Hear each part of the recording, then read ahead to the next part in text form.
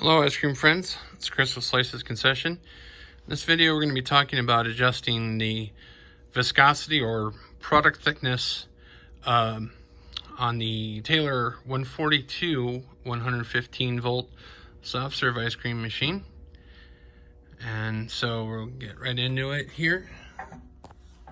There's going to be the back panel on the machine. There's 7 total screws that need to come out. They're located here, here, and you can see there's going to be one over there, and then 4 screws up top. 1, 2, 3, 4, and then that back panel comes off. And then you also need to take this panel here off, and those screws are located there and there, and then that's gonna pull off and you'll have access to the control board back here. Now I have an extra board here that we had laying around, and I've pulled it out so that you can see better where you're actually going to make this adjustment. Now don't get confused, there's this adjustment here that is factory set. We don't want to mess with that. It's this one right here that we're changing. So it's got this little kind of brass colored screw on it there. So you need a tiny screwdriver like this, and then that is located, you can see right there where you can kind of see it says colder. It's kind of blocked by that blue control right there, but that's that brass screw that you're gonna change. Now I would recommend starting out with it turned as far as you can go counterclockwise. It should, as far as you can go clockwise.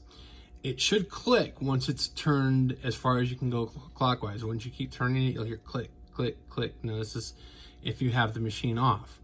It's hard to hear that if the machine's running, but once you have that turned all the way clockwise, then you're going to turn the machine on, start freezing your product. Wait a few minutes. Once you see it get to like a kind of like a soupy shake consistency, it's going to go pretty quickly from there.